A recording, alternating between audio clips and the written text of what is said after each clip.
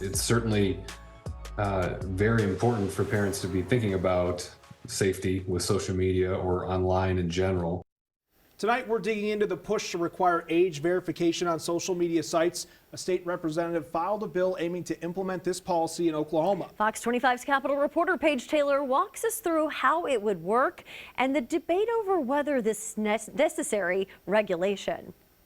Under House Bill 1275, kids under the age of 16 could not be an account holder on social media platforms. It would also prevent minors older than 16 from being an account holder on social media without consent from their parents.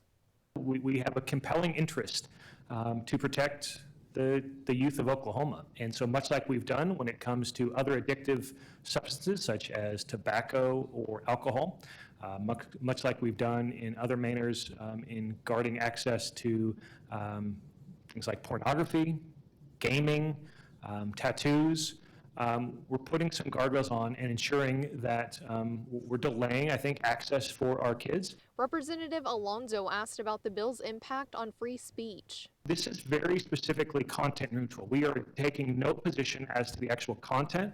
It's just the vehicle and the manner in which that communication is accessed. Representative Guys says some argued this bill shifts decision-making power from the parents to the state. Why do you believe this is an appropriate role for the state rather than leaving it to parents to regulate their child's social media use? Caldwell again pointed to the laws currently in place for other substances.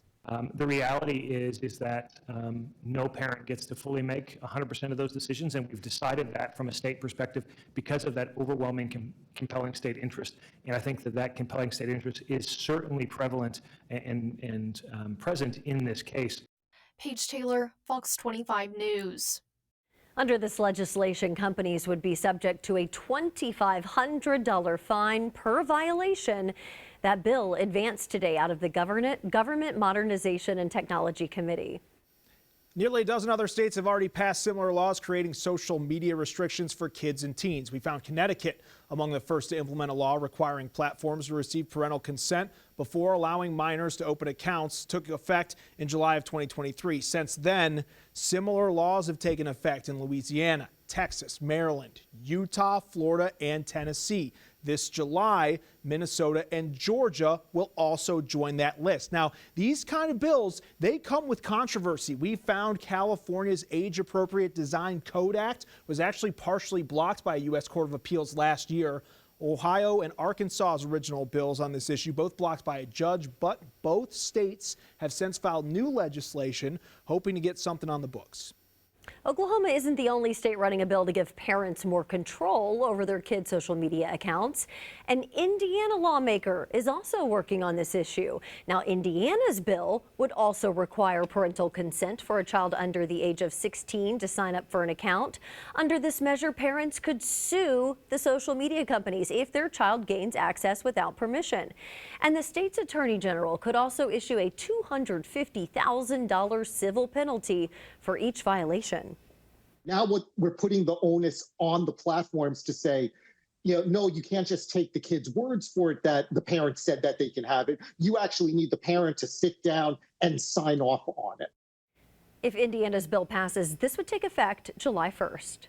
Social media regulations have teens talking, and they have mixed opinions on the issue. In Florida, lawmakers considering a new bill that would terminate an account if consent isn't provided within a 90-day appeal period. While teens say they may disagree on the bill's language, most believe some action should be taken in order to address the downsides of these platforms. I think that takes a toll on your mental health, as well as people comparing themselves to one another. I think comparison is a thief of joy. I'd say that the law is trying to do a good thing. Now, some teenagers say while new laws may be implemented, it may not change much. One told our sister station teens will likely find ways to fake their age in order to get an account. As some Oklahoma lawmakers work to set social media age restrictions in our state, we're learning more about the impact the internet has on children. Fox 25's David Chasnoff spoke with a social media expert. David, what's his assessment of the situation? Adam Wendy, Patrick Allman tells me there's a good and bad side to social media for kids. Even in this situation here, when you use apps like Twitter, Facebook, Blue Sky, you name it, there are kids who may lack critical thinking skills, he says, and this could lead to misinformation. A lot comes at us on social media. Social media expert Patrick Allman says since a child's brain isn't fully developed, misinformation could happen to them online. A lot of it is, fiction. A lot of it is a gray area. A lot of it is 100% truth. And they just don't know what is what. According to Allman, a kid using the internet too much can lead to feeling burnt out or even getting bullied. If it's like an elementary school, it may be kids that are at the elementary school, but they're also dealing with the kids at the higher levels, the junior high school and the high school. And it's a lot coming at them. Though he says there's also some benefits to children using social media.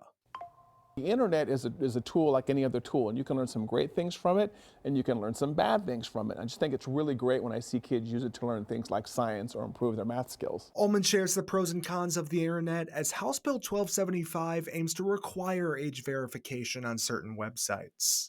I work with youth a lot, and I'm very much in favor of something like that. There should be some kind of restriction as far as when kids are allowed to be on social media, preferably, later in their development years when they've developed the critical thinking and know how to separate truth from fiction.